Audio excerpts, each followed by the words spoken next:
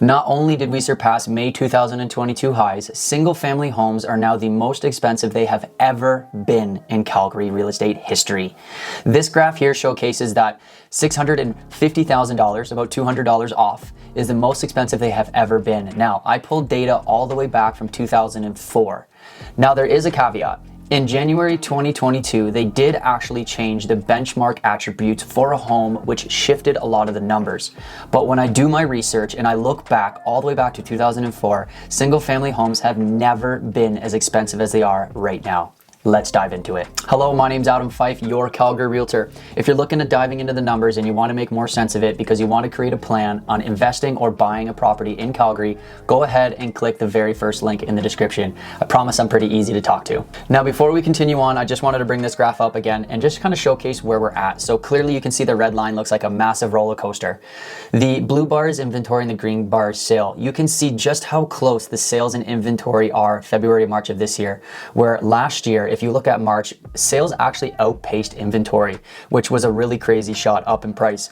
Now, with the increase of interest rates, we did see a recession, or a decrease, if you would, in home prices. You can see that the gap sales to inventory got large, but right about that December, January mark, you start to see that shift as Calgary buyers were starting to come back into the market and the listings just were not there to support the demand. So let's dive into it. So here's the year-to-date stats package for detached homes in Calgary, Alberta. This is both this year and last year. So right off the hop, we'll look at the price point. Now, January was 622, February was 635, and now March is 649,000, inching onto 650,000, which is the most expensive, like I mentioned, for single-family homes in Calgary's history. Now, the days on market have continued to reduce all the way down to about 25 days, which is in alignment with about June of last year. Now, the difference, June of last year was trending down. March of this year, we're trending up.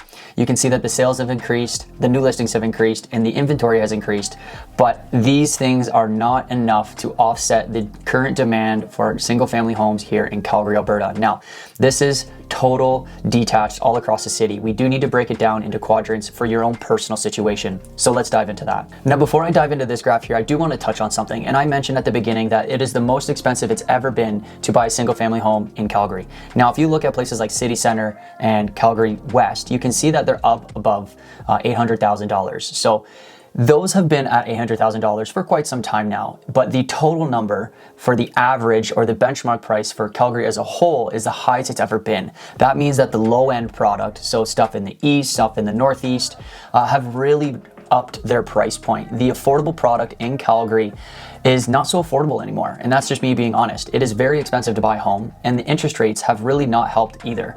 2 years ago, when you're looking at these stats, you know, somewhere around 450,000 for a single family home in Northeast as an example, the interest rate was also at 2%. So a very large difference there. Now, if we look at this specifically, you can see that the sales to new listing ratio is hovering around 71%, which I thought is pretty low. I anticipated it to be around 75 or 80%, just with the sheer amount of activity that we have on the market. Now, these do lag a little bit because there's probably a lot of homes that are pending that kind of get pushed over into the next month's stat, the inventory, and then the months of supply. Now, the months of supply is all around a month and a half. Now, City Center is sitting at 2 months, which is more of a balanced market, but it's still favoring the seller. Where you look at places like Calgary North and Calgary South and Southeast, they're all around 1 month of supply, which is a very strong seller's market.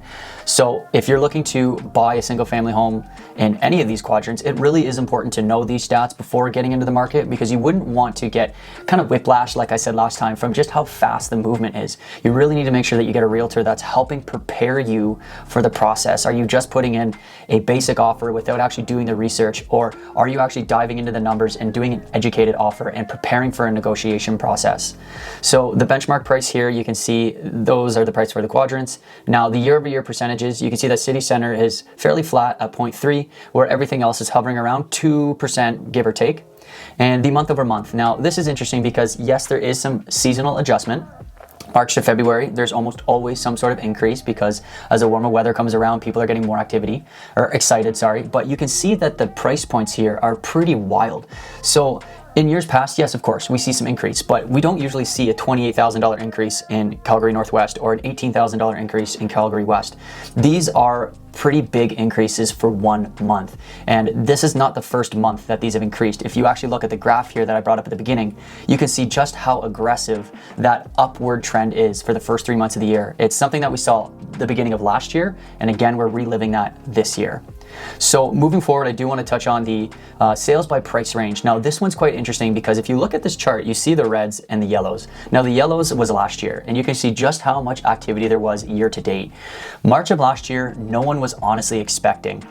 And I can kind of say the same for this year, except this year the sales per price range is somewhat in that normal like 10-year trend, if you would. But you can see that the price point has gone up so much, and yet the sales are a lot less, telling me that there's really just not enough supply to support the demand for everyone moving here.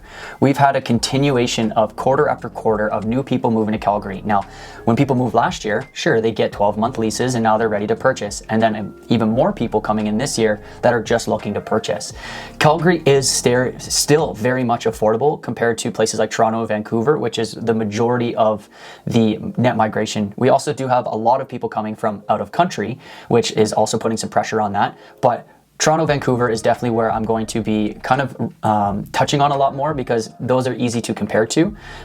When people come from out of country, it's really hard to tell exactly where they're coming from and what their price points are there. And Canada is getting very expensive. So touching on the sales. Now the sales, as you can see, the 10-year average, we're right on that 10-year average, which I just spoke about.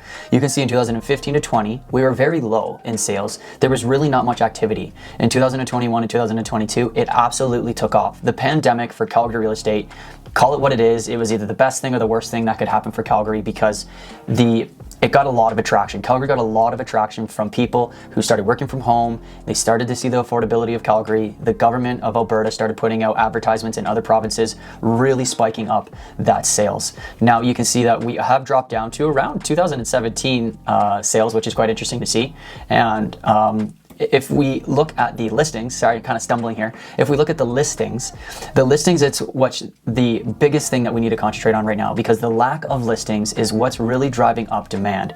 If there were more listings on the market, less competition, and less multiple offer situations, the pricing wouldn't go up as much. Because there's 2, 3, 4, 6 offers on a property, people are now offering $20,000, $30,000, $50,000 over ask price with no conditions or very few conditions, which is really driving up that price. You can see that 2023, we're in line with 17, 18, and 19, so about 5 to 6 years ago, which is crazy to say because those years, Calgary was still in a recession. We really didn't have much going for us, but now with our continued investments and a lot of affordability and the campaigns that the government has put on, there's a lot of people driving here and just not a lot of people putting up their homes for sale. Now, lastly, I do want to touch on this price change chart. This is just more of a visual. I do like to touch on this because the red bar is the benchmark price, and you can see just how much it's continuing to go up. Where is it going to stop? It's very hard to say. If more listings come on the market, we could have a little bit more of an offset, helping pricing kind of stabilize. But if less people put their homes up for sale, more competition, more net migration, this number is just going to skyrocket, and I'm not really sure how they're going to slow that down, but Calgary can easily go into a bubble if this stays at the same rate that it's going. So thank you very much. Thank you for listening. I really appreciate that you trust my opinion. And if you have any questions, go ahead, book a call with me. Let's have a conversation. There's a lot of things to consider in 2023. If you're buying, selling, or investing, everything is different. Like there's so many different avenues that you could take. So it's very important to do the research ahead of time before you step into the market. Thank you once more. We'll see you on the next one. Peace.